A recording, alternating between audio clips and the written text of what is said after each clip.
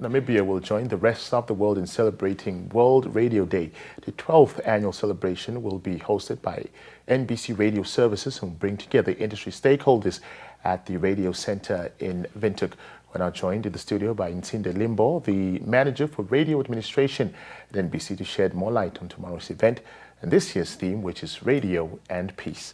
Very good evening to you, Limbo, and thank you for making time to join us. Thank you, Jonas. It's always good to be back in studio once again. Much obliged. Firstly, now we all know that radio's unifying role is well known and reaching a wide audience. What can you tell us about the role of radio in promoting peace?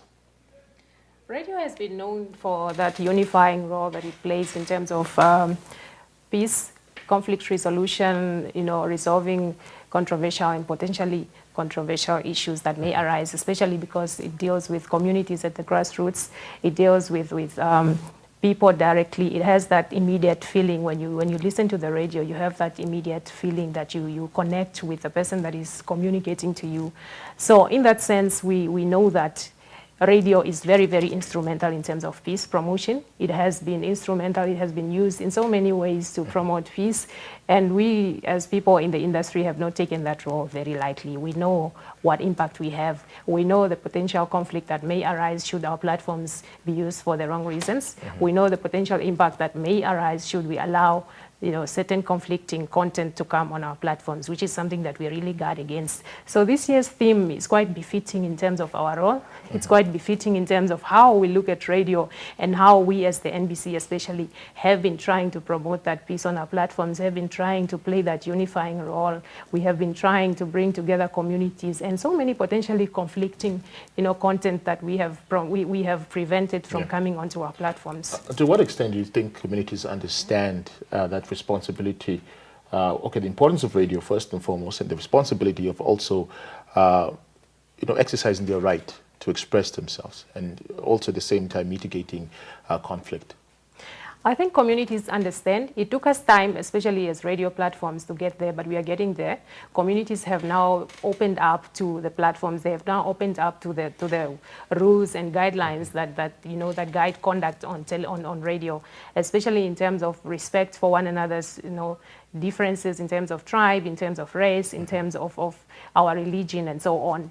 So we have become that platform that unifies the communities. We have tried, it took us a long time to get there, but we are getting there because what we do is that we allow that pluralism to play out on our platforms. We allow communities to express themselves, but then we say that when you come to our platforms, there is a guiding conduct. There are journalistic standards that we are bound by that we need to uphold as people in the industry. So when communities come there, we need to guide them in terms of our editorial policies, in terms of the prerogative that we have as the people with the platforms. We give you a platform to air your voice, but it must be within the confines of our editorial policies and guidelines. So to a certain extent, I think communities have really been supportive because we speak to communities in their languages. We connect to them at the level of grassroots where we get content that speaks to their culture, that speaks to their diversity. So in that sense, they really understood and they really support the work that we do because it speaks to their daily lives. Now, would you say that, NBC's programming, radio programming has been effective in addressing the identified issues, and what evidence is there? The evidence is there in terms of how communities relate to us because the issues that we bring out on our platforms are community-based. We have a model that we use that is issue-based programming.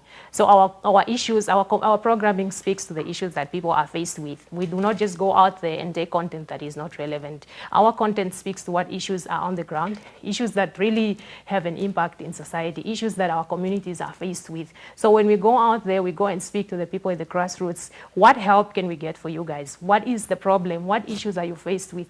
Then we come and tailor-make content around those issues so that tomorrow people can get out there and get the assistance that they need. So that when help needs to come, that help is directed to a particular community with a certain need that has really been brought out there. And we bring out the authorities to give that assistance, to give that issue attention so that our communities can also see tangible solutions coming out of our programming. There are those who argue that in the digital era, that radio might phase out. Do you agree with that? And if not, how is radio staying relevant? Not to sound complacent or anything, but radio will always be relevant. It will always remain that medium that you will, one way or another, you will be able to connect to. It speaks to you and me. You and I, having grown up, we grew up listening to the radio. But we do not want to remain complacent in terms of looking at radio as that medium that our people at the grassroots listen to, that medium that only seeks to address community needs and issues at the level of grassroots. We want to make radio relevant in terms of online platforms. As you might have seen, our stations have gone online. We have gone on an aggressive drive to try and bring our radio stations closer to yourself and myself, the young people that do not have access to frequency mode, young people that do not have time to sit and listen to a physical radio. So we bring that radio to your platform. We bring that radio to social media. We bring that radio online, so that if you are unable to consume content at the frequency mode, you must be able to consume our content online. You must be able to go to our social media pages and see, this is National FM.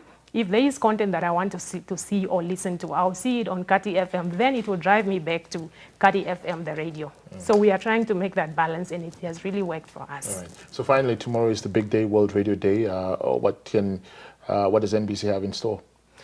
We're looking forward. It's exciting because it's the first time ever that NBC Radio would get to host this day since it started 12 years ago. Wow. So we are looking forward not only that we are going to be hosting these other community and commercial radio stations, but we're looking more at the level of interaction, the level of networks that we will develop, networks that we can, develop from that, establish community networks with the radio stations, especially the community radio stations, establish interactions with our commercial radio stations, especially in terms of our revenue aspect. We would really like to also make that interaction, to interact with our commercial partners in the industry to see where we can learn a thing or two in terms of revenue boosting for our platforms. Also in terms of the community radio stations, we want to know how is it that they are effective in terms of connecting with the communities. As you all know, our communities are our biggest stakeholders in terms of radio at the language level.